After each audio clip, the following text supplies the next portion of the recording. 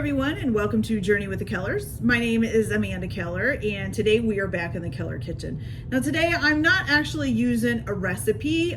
This is something that I make quite often, and I've never really done measurements for it. So this is what I make for like when I want to do like sauteed mushrooms for steaks and stuff like that. Today we're going to be adding some asparagus to it as well, but you can use this for just mushrooms. You can add anything to it that you want, and usually it's very, very good. Okay, so let me grab my seasoning here because I almost forgot it. All right, so the first thing that you're going to want to do is put butter in your pan. Okay, now you can either use this, which this is a garlic and herb already mixed butter. This works perfectly fine. If you don't want to buy this and you want to just do your own, you can just use some butter, mix in some garlic, minced garlic, and then a little bit of parsley, okay? A little bit chopped up, really tiny flakes. You can even use dried parsley. It actually works better, okay? And you're just gonna take that and put it in the pan. I usually do a pretty good glob of this, and I'm actually doing quite a bit of mushrooms today, so we'll do pretty much the rest of this container that was in here. Okay. Now, like I said, I don't have any measurements. It's just a guesstimate. You can just, you know, if you like a lot of garlic, put a lot of garlic in it. If you don't, you know, however you want to do it. This is easy. You really can't mess it up. I mean, unless you like dump more garlic than butter. You know, you might be able to mess it up that way. Okay, so now you're just going to empty your mushrooms into the pan.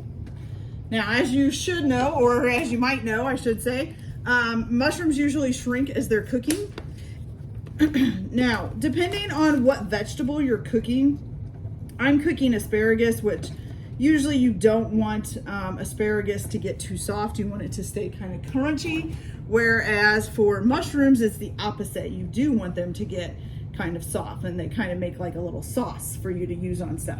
So these are great for anything. These are great for steaks, for pork, for anything you want to use them on, or anything you would put mushrooms on. You could probably even cook these up and put some on a pizza. I don't think it would hurt. And then, you know, you can add any vegetables to it you want.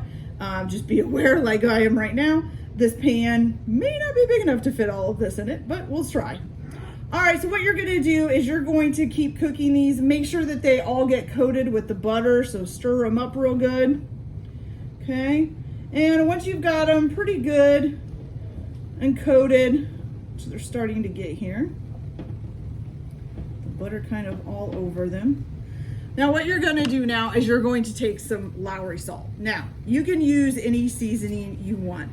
I use Lowry salt on a lot of things, probably partially because of the restaurant that I used to work in. This is what they used, was Lowry salt, but also because I can't handle a whole lot of too many taste. I don't know. My nose and my mouth both get very oversensitized by smells and taste. So I can't do like lemon garlic, and I can't do a lot of other, it's too overwhelming.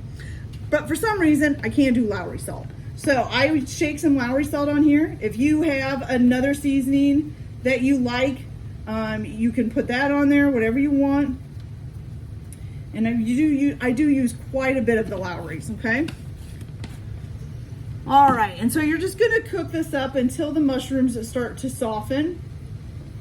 Now, if you're going to add a veggie, another veggie to it, you just wanna wait until they're starting to soften, and then you'll add the whatever veggie, unless the veggie needs to cook longer. So like if it's something that takes a long time to soften up, you might want to start it first. Mushrooms don't take that long, but they will take a little bit longer than asparagus to just get heated up.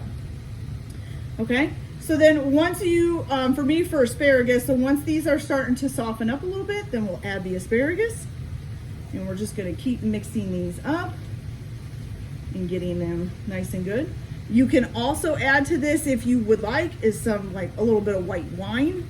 You can add that in there. You can even set it on fire a little bit if you want. Just make sure you don't over fire it. You don't want to do that. Or if you're too scared to fire it, don't fire it. Just, you know, use a little bit of white wine. All right. Okay, so I'm going to get these to start to soften up. And then once we get those all softened, starting to soften a little bit, I'll be back and we'll add the asparagus and see how this turns out. So I'll be back in a little bit. All right, you guys, so as you can see, our mushrooms are really kind of starting to brown up and soften up. So this is a good time to add our asparagus, okay? So what you're gonna do, I cut the ends off of the asparagus and then just cut the rest of the asparagus that was left in half. Okay, so you're gonna put this all in there. Like I said, I am making quite a bit. You do not have to make this much. Okay. We are having a pot roast tonight in the crock pot, so this will go great with that.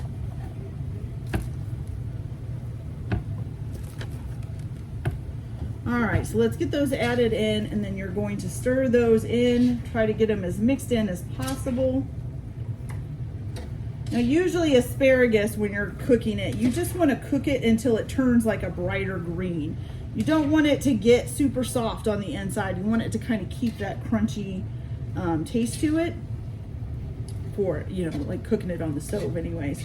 I'm sure there are other things to cook it different ways, and I'm sure everybody likes it different ways. So if you like your asparagus limp, hey, start it before the mushrooms and get it nice and limp, okay?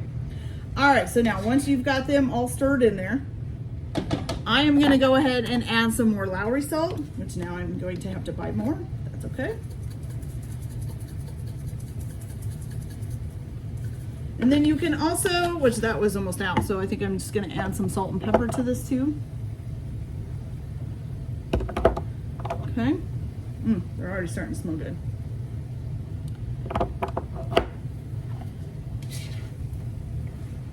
Okay.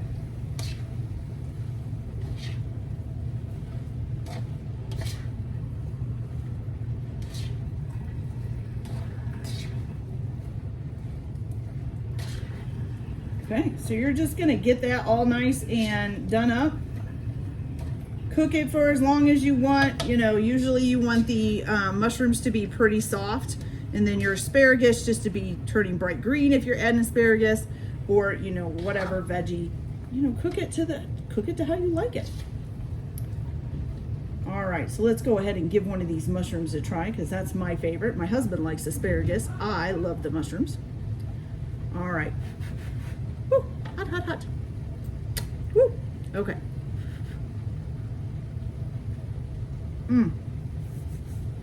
Delicious, you guys. Oh my God. Not quite soft enough yet, but they're delicious. All right, you guys. So that's it for today. This is how I make mushrooms. You can use this as a side dish, add what you want to it, change the seasoning. This is versatile. You can do what you want. I would suggest almost always though to use the garlic butter of some form, just because it adds a really great flavoring to the mushrooms. Okay. All right, you guys. And you can also do this most likely with other veggies. I've never really tried it with using the garlic butter, but you can do the garlic butter with other veggies. So if you want to cook some broccoli, or if you even want to do some green beans, that would taste delicious with some garlic butter. Okay, you guys, so that's it for this video. Hope you guys liked it. Like and subscribe if you like, or don't if you don't. Everybody have a good day. Enjoy your cooking. Keep your kitchen messy. We'll see you later. Bye.